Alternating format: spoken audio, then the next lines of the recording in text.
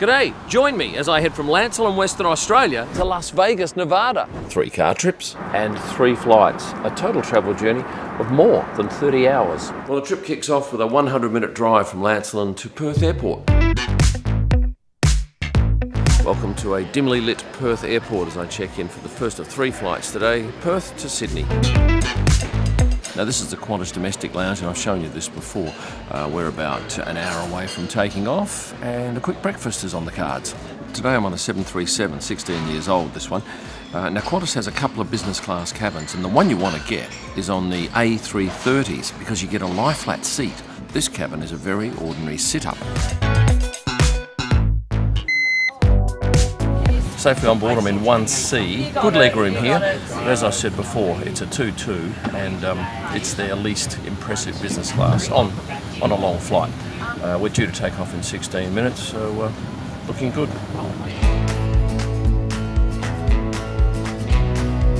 I'll give you a quick rundown on the seat. There are some controls here for reclining, along with a footrest button. Now with this aircraft, you don't get a screen at your seat. You do get one screen here, which we're watching a Hugh Grant movie. But you can also get Qantas's entertainment via their app on your phone. There's in-seat power, there's also USB charging, and a pair of very ordinary headphones are provided. Quite frankly, you're better off using your own earphones. Well, breakfast rolled out about 45 minutes into the flight. I chose the Bircher muesli with the fruit. Could have had eggs and a sausage or a quiche. And yes, there was a small bottle of bubbly on offer from the very friendly crew.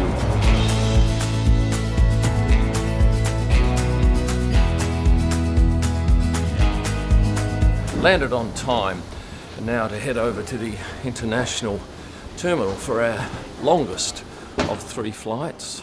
Now normally to get over to the international terminal, you go to gate 15 and you get a bus which is actually inside the airport, but not today. We're going to actually go outside the airport and see my nephew. What? There's no one here. What is going on? It's completely dead. Well, this is bizarre. This is Sydney Airport, our major airport. Qantas, our biggest domestic carrier and international, and there's hardly anybody here. Now, the reason Joshua, my nephew, is here to pick us up is because he's brought Canon R1s. Not 1, 2! I've had these on order for a little while now, and they were released on the 15th. So Josh went and picked them up and delivered to me, and I'm taking them now to the 3rd last race of the year in Las Vegas.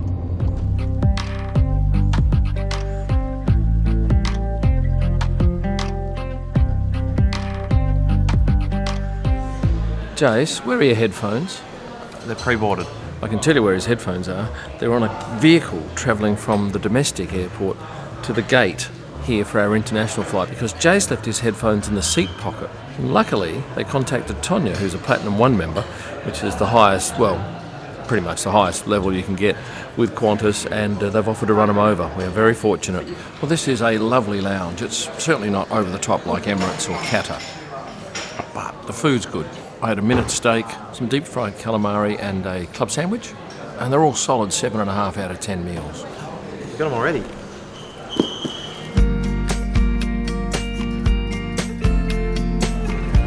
This is a calm cabin, a bit of light Qantas music playing in the background. And Laura, who's looking after us, has been and offered us a glass of Pommery. And we've just got the pyjamas, the menu, and some slippers. Oh, and with the Pommery, we also have some nuts and some olives. Now, straight up, this seat is very wide. From memory, this is wider than the Emirates seat.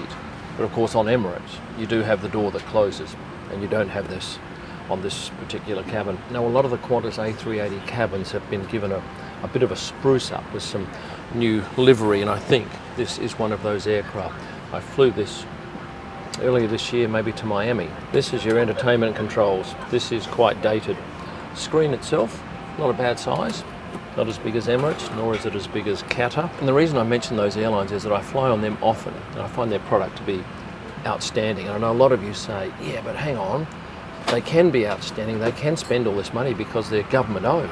They're not really focused on making a profit. Look, I understand that, but if you're going to rate a product, you would always rate it against something else. For instance, this seat, not as good as Emirates, but far better than American. So if you're looking at pricing on this flight, if you'd book a few days ago, just that one leg, one way, $17,247. But if you wanted to save $10, you could go American. You wouldn't, because this product is far superior to the American Airlines product. What about business class? Well, $13,225. You can take Qantas's business class, or you can save $1 and go American. I'm going to suggest you take the Qantas product because I think it's a better product. But hang on a sec.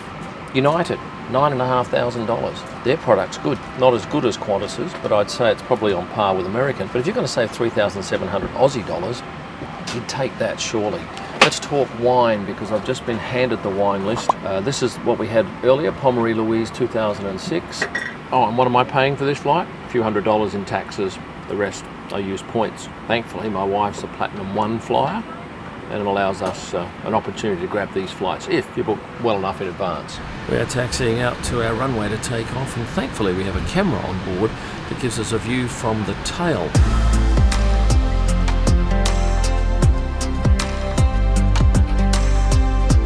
I've come up to this lounge here. It seats 10. There are 3 separate tables. A bit noisier than downstairs. First class is full. There are 14 seats. All of business class is full. But interestingly, of the 349 seats in economy, only 185 are taken. And the crew tell me that's because it's November. Come December, every seat will be chock-a-block. Well, one thing you can't do with Emirates in their beautiful suites is have a guest dine with you, and that's what I've got tonight. My wife joining me for dinner. We started off with a couple of small tasters, lobster and caviar, stunning. Dinner was an hour long. Started off with pasta, crab. Excellent, 8.2 out of 10. The main course I had a steak, and I've had steaks, I think 3 of the last 4 flights I've been on, hoping for something great. Disappointed again. Beautifully presented, but unfortunately dry and tough. So I gave that 5.6. No, actually, I'll give it 6.2 out of 10 because the potatoes and the asparagus were excellent. And finished it off with some fabulous fruit, and probably didn't need the chocolate ice cream sandwich. Now, I'm going to head upstairs for a quick drink in the lounge before retiring. It's been 15 hours since I left my home in Lancelin. Probably a good time now to get some shut-eye. At the moment, we are 3 hours away from crossing the international date line, where suddenly we lose a day. Won't matter much to me because I'll be asleep.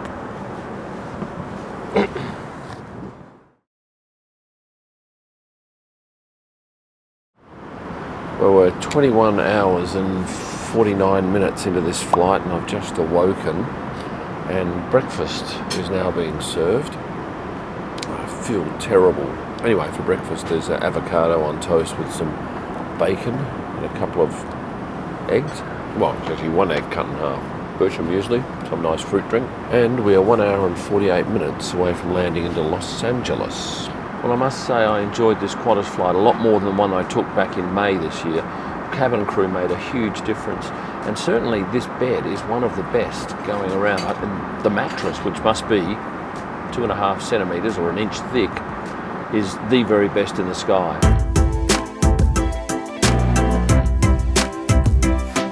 Well, it's very quiet here, so it's heading down to immigration now. It is nearly 1 p.m. here, but in Australia, my body clock time, it is nearly 5 a.m. tomorrow. Well, coming into Los Angeles is a much more pleasant experience than coming into Miami, which I did a few weeks ago, and you might have seen my video. I had no idea that to transit internationally in this country, you have to get your luggage and clear customs and immigration, which is totally unlike any other place in the world in terms of hubs. Go to Dubai, go to Singapore, go to Hong Kong, and you can stay airside. Anyway, we've cleared immigration today because we're going internally. So we're just waiting for our bags, and we'll check into our Alaskan flight. Well, that was exceptional. 37 minutes from the plane touching down to me walking out having cleared immigration and customs. Well done, LA. Alaska check-in, very friendly, nice and quiet. Luckily, no huge queues. Now it's off through TSA. No line at security, straight through. Well, I'm in the Alaska Airlines lounge now. Being a Platinum Qantas member got us in for nothing. Apparently, if your flight's under 2,000 miles, you don't get free access if you're going business class. Reasonable offering of food, complimentary drinks at the bar. These are an extra $6 and these are an extra $9. But in general, lovely outlook over the apron here with a couple of Alaska planes and a relaxed atmosphere. This is our third and final flight of this trip. It's on an Embraer, a small aircraft, 1-2 in business and then 2-2 back in economy. There are 64 seats on this plane, so it doesn't take too long to load. And interestingly, and I've had this before on a number of these small planes, the lockers on the A side of the plane are much smaller than on the CD side of the plane. And flight time today, a mere 44 minutes.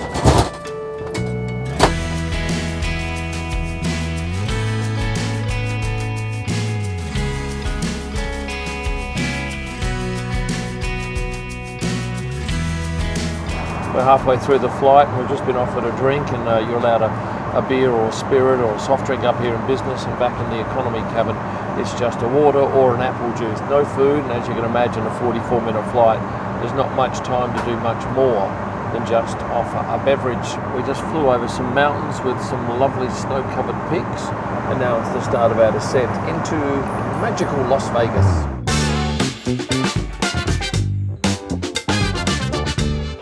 Touchdown in Vegas. It's now about 29 hours and 20 minutes since we left home. I figure we've still got a good hour before we get to the Nobu Hotel. Well, it's very quiet here. We now have to go over and get a rental car from Avis through our 42 and then head over to the hotel. Right, well, we have a car. It's a Jeep Grand Cherokee. Now we have to navigate to the city, and it's not going to be easy because a lot of the roads are blocked. Anyway, let's have a crack. Having picked up this rental car, it's a short run to the city, but I'm now about 1.4 kilometres away from the Nobu Hotel, which is inside Caesars, and it's saying 16 minutes. So yes, we are a victim now of the slow traffic that all you guys say is prevalent because of the track. But we are very close to the race weekend, so you got to expect that there will be traffic delays. This is proof of it.